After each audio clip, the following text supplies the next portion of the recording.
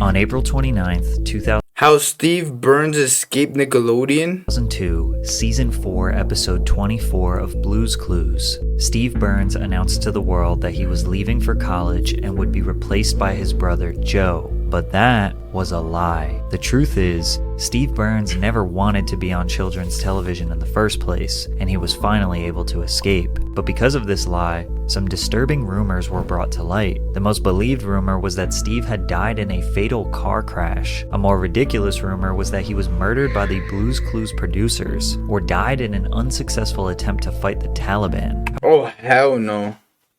Y'all remember Blue's Clues? Yo, what? I remember that.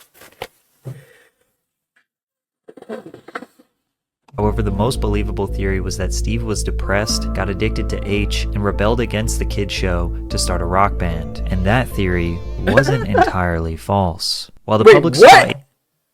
Whoa, no way. He got addicted to heroin? Bro. No way. Nah, that's fucked.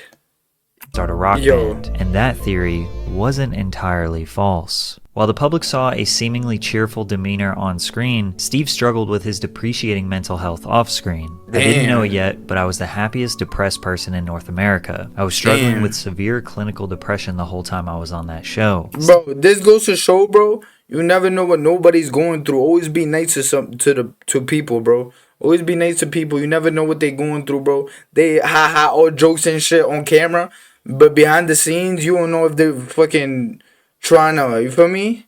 Or like anything else, bro. You never know, bro. Shit's crazy.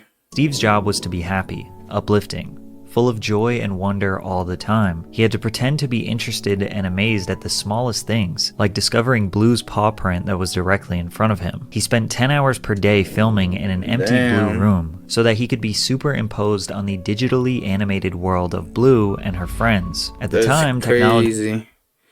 Especially the way this shit is now. Hell wasn't yeah. as advanced as today, meaning Steve had nothing visual or tangible to work with. Steve said his experience was awful and compared it to acting at the bottom of a swimming pool. Pools are filled with water, so stay hydrated. As if his experience wouldn't be any more taxing on his mental health, the insane things posted about him online made things even worse. Take this game on Newgrounds, for example, where your objective was to destroy Blue and then assassinate Steve. You eliminate the dog, then go into the house where Steve is flipping you off. So you shoot him until his head pops off and then the house burns down. He also had to read creepy fan fiction, like this one that romanticizes the idea of Blue assaulting Steve with a deadly weapon. Oh my for some God.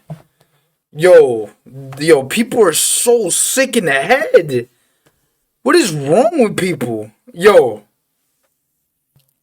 People love the idea of stripping the innocence away from a children's TV show and trying to create a disturbing narrative around it. To this day, TikTokers express theories that Steve is a drug addict living in a crack house and that his hallucinations cause him to talk to inanimate objects, which come to life. People also believe that the children's voices we occasionally hear are actually Steve's neglected children, helplessly watching him feed into his addiction. Or the reason Steve is excited whenever he gets mail is because it either includes the welfare check he plans to spend on more drugs or contains the drugs themselves. Most of the time, rumors like this are easily dismissed, but for some reason, millions of people all around the world genuinely believe them. It's likely that even you have some random conspiracy theory about Steve embedded into your brain. However, most people just thought he died. An easy one to disprove, but it still worried him. Why can't people just mind their business? Why don't you just mind your own business? Like, why are you so worried about another person? Like, no, let's be for real. Unless they're a really nice person and you just want to see what they're up to, you feel me? Or like something like that, I get it. But like in a crazy manner, like you're just crazy about the like fuck it, like you're going nuts to the point where you're creating stories about the person. Oh my gosh, yo. It's crazy, bro. Or something else. Yeah, we all do it. We put certain people above all, but all doesn't mean anything. If they weren't in public eye, they would be everyday people. Yeah, that's what I'm saying. Like, for example, PNB Rock, he died, right? Bro, I seen him walking in my corner store, bro. In the corner store, just like a regular person. I seen Fabulous. Most people know him. He's a rapper, whatever. He was pulling up in a fucking in a BMW with the doors up, open like that. He just went to a regular grocery store, just buying regular shit. Bro, he's just a little bit more richer, bro. We're all just people. To think that maybe there's something people know that I don't know. In November 1999, the New York Times published an article detailing Steve Burns' time working on Blue's Clues and described the show's impact on children. Most notably, the article addressed the unsettling rumors surrounding Mr. Burns' well-being. The rumors were so prominent that the talk show host Rosie O'Donnell invited Steve to appear on her show. "I died a whole lot of different ways," Steve recalled. "Rosie's kid is a big fan, so I just went on and said, 'Hi, I'm alive. Bye.' It was pretty easy to prove I wasn't dead." These rumors were so powerful that Steve felt the need to address Rosie O'Donnell's child with "I'm alive" because he knew children around the world were genuinely concerned about him. Because you have to keep in mind that Blue's Clues was the highest rated premiere of any Nickelodeon program and became crucial to the network's growth. It was a pioneer in interactive TV. The original Blue's Clues engaged its preschool age audience by breaking the fourth wall and speaking directly into the camera. And that's so fucked because, like, he's doing it for the children, bro. And people are so demented, like, minded, like, I don't know, like, you're so weird, sick, fucking disgusting, bro. Just, like, making crazy ass theories, all this, and children are looking at that, bro. Kind of like Will Smith, oh, kiss him, like, dude, whether him, Jada were together, why would make fun of another human? Except not get some, cause yeah. Millions of kids around the world felt a deep and personal connection to Steve, which made these rumors more potent. It also made his exit from the show more detrimental. Mr. Burns was 22 when the show premiered, and as he approached his 30s, it was time to move on. Reveals the bold truth about his departure. Approached his 30s, it was Bro, when you have an impact in the world and you're so and so famous, you screw up one time, everybody's just gonna fucking... Bro, it's like you got so many haters and so many people that support you to the point where you screw up one time, the haters will take advantage. The haters will take advantage. Just letting you know. It's on you if you wanna let that keep you down or keep elevating in life and keep going. We're not Jesus Christ, bro. We're not perfect. Nobody is perfect. Nah, I'm not perfect. Nobody's perfect, bro. Even if somebody seems perfect, they're not perfect. Humans make mistakes, bro. So yeah, look at Justin Bieber. He was so quote unquote perfect, right? To the girls, oh my God, Justin Bieber. Look at him. He was fucking smoking and shit. Oh my God, he's the most fucking horrible person in the world. He's smoking. He's a grown ass man. He can do whatever the fuck he wants. The fuck? Oh, shit, I just spit. Oh my God, they're gonna call me Spitty Shot Boy. Bro, hold on. He's cool. You're canceled. Yeah. People fuck up once and it's like the end of the world. No. He went. Look, Justin Bieber. All the fucking hate, bro. He got mad hate. Holy shit, like, bro. When you're so big, you get way more hate. But he still got more famous. So that's what I'm saying. All recognition is good recognition. If it's bad, good. Because you could just fuck up, but you could recuperate. It was time to move on. Reveals the bold truth about his departure. I knew I wasn't going to be doing children's television all my life. Mostly because I refused to lose my hair. TV show, and it was happening. Steve knew that his baldness would ruin his boyish look and appeal. The network insisted that he wear a wig, but he refused. Combine this with his depreciating mental health, it was finally time to exit. He told the viewers goodbye in his final send-off, alongside his new replacement Joe, and children around the world thought he was just going to go to college. And he was just getting old. He was like, nah, man, it's time. And he would return shortly. They were mistaken. Steve was not off to college. He was about to embark on his journey of being the lead singer of a psychedelic rock band. Steve was in... What the fuck? What? Yo.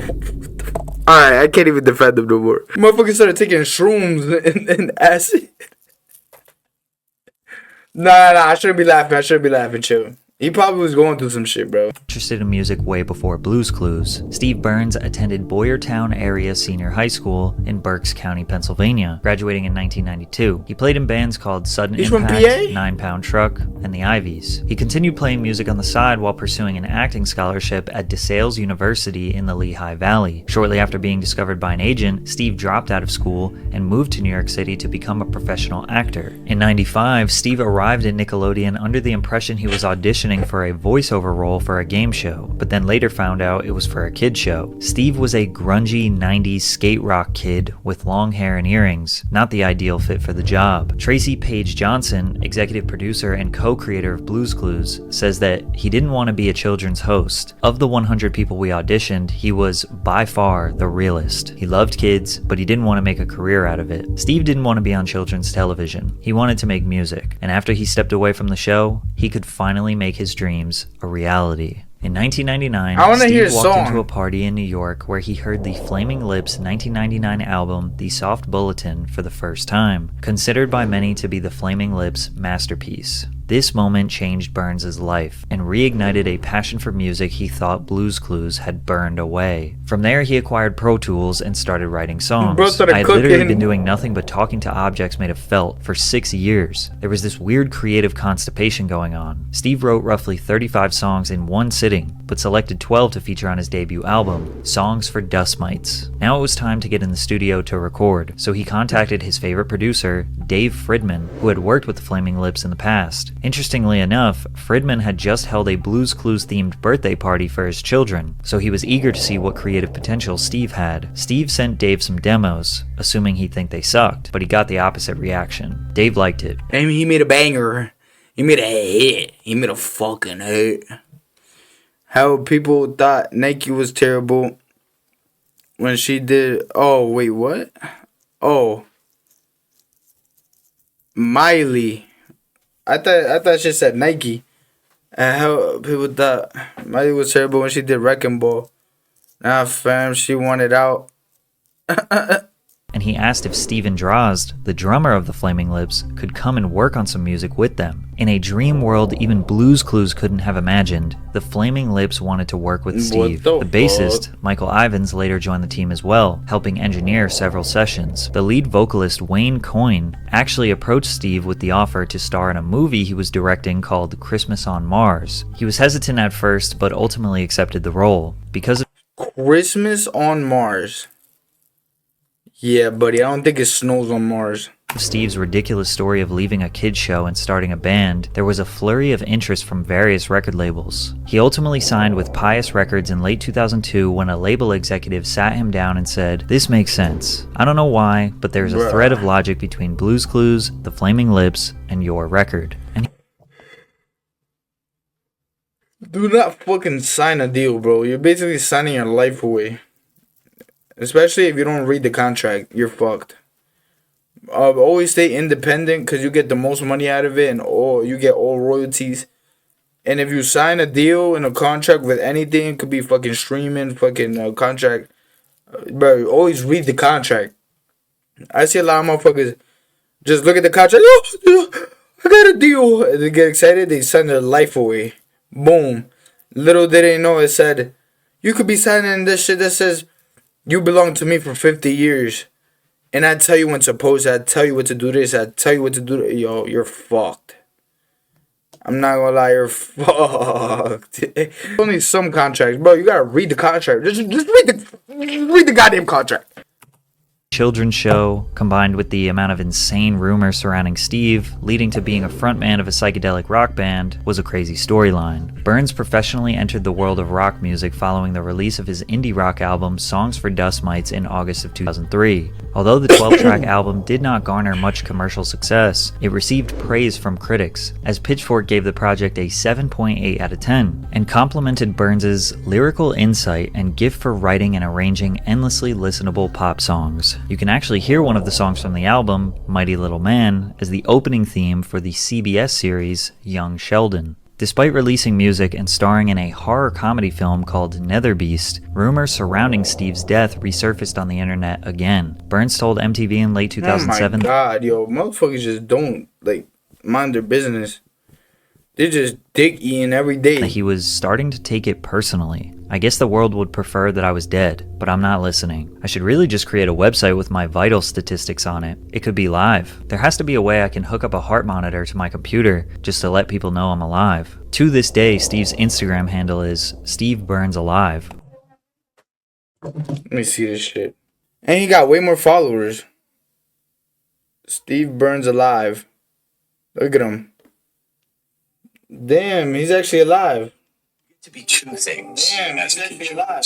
you get to be in two things. Unfortunately for Steve, he didn't exactly become the rock star he dreamed of being. Most of his buzz from his first project was earned due to the juxtaposition of his Blues Clues career. After that, he started another band, Steve Burns and the Struggle, alongside the Flaming Lips Steven Drozd and A Million Billion frontman Ryan Smith. The collective released an album, Deep Sea Recovery Efforts, in 2009, but it failed to do anything substantial. For many years, Steve disappeared from the spotlight. Slowly but surely, rumors of his death, addiction, and God knows what else made their way back onto the internet. But in 2017, Steve got a call that he never thought he would get. Nickelodeon gave the original creators of Blues Clues permission to develop a reboot of the series after multiple failed attempts. Nickelodeon posted a video announcing that they were looking for a new host of the show. Steve helped the creators during the casting process, and after 1,000 auditions, they eventually selected Josh De La Cruz. Nah, I don't hit the same.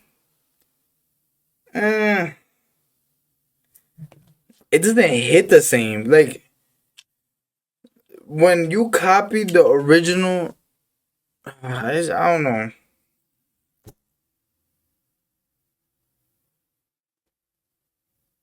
It's not given. Who was an understudy for Disney's Aladdin on Broadway for 5 years. De La Cruz would play Steve and Joe's cousin, Josh. Steve was initially reluctant to continue his association with the show, but was persuaded by its fans on social media to write, direct, and appear on the show. The reboot, Blues Clues and You, has been a huge success following its premiere, producing 4 seasons before being renewed for a 5th early last year. Keep in mind, most people had no idea this even happened. Unless you have kids or very young siblings, you probably never knew that Steve returned to the show. But in 2021, Nick Jr.'s Twitter account posted a video for the 25th anniversary of Blues Clues featuring Steve, and we all thought he had returned from the dead. Hi. You got a second? Okay. You remember how when we were younger we used to run around and hang out with Blue and find clues and talk to Mr. Salt and freak out about the mail and do all the fun stuff? And then one day I was like, oh hey, guess what? Big news. I'm leaving. This is my brother Joe. He's your new best friend. And then I got on a bus and I left. And we didn't see each other for like a really long time. Can we just talk about that? Great. Because I realized that was kind of abrupt. Steve went on to explain what happened to his character, continuing the fake story of him going to college, because having a really unsuccessful character, continuing Damn, that shit got 1.9 million likes. Holy. the fake story of him going to college, because having a really unsuccessful rock band was not the narrative Nickelodeon wanted to continue. But his ability to speak through the camera and develop a one-on-one connection with the viewer resonated deeply with Blues Clues fans. It's like we were all 5 years old again. Bro, you know what would have been crazy and would have went dumb? You know when Castanet started blowing up on Twitch? If Blues Clues started a Twitch, but he started entertaining the fans. Like, he just did stupid shit, random shit. Yo, what? He would have been number 1 on Twitch right now. Oh God, better than Castanet or that. Like, if he did like crazy shit, like bring a giraffe on stream, do this, hey, oh no, yo, what? That would have been crazy. That would have went crazy. Literally millions of people around the world thought he was a criminal, a drug addict, or dead. It's almost as if people wanted to believe Let him live. them, because the rumors were debunked numerous times over the years. So for him to essentially return from the shadows after Wait, what happened? Were Steve and Joe actually brothers? Nah, I don't think so. I don't think they said that they were actually 2 brothers. decades was shocking for so many It was just for like the audience. people. This return finally put the rumors to rest. Steve Burns is not a child predator. He is not a drug addict. He is not Yo, I've been hearing that shit. Yo, I think that one was like the most viral rumor. That he was a child predator. Oh my god, I actually believed it until now. Wow, so he's actually a good person. Bro, wow. People are so weird. Hella people were telling me that. Like my friends and shit and all this bullshit. This another lesson to y'all. Don't believe everything somebody tells you. Go up to them and ask to their face. Don't assume. Bro, I actually thought he was a child bro. That's crazy. Bro, people will come up with anything, bro. Like, leave him alone. Leave that man alone. He's trying to, yo. Oh my God. Yo. That's so fucked up, bro. criminal, and most certainly not dead. Although he didn't want to be in kids' TV originally, he doesn't regret it at all. I hope I'll be remembered for that show for the rest of my life. That will always be a part of my identity, and I'm totally cool with that. Today, Burns travels to colleges around the country to speak to students about mental health because those rumors destroyed his. And yeah, bro, and talk about he's a child predator. Y'all tripping.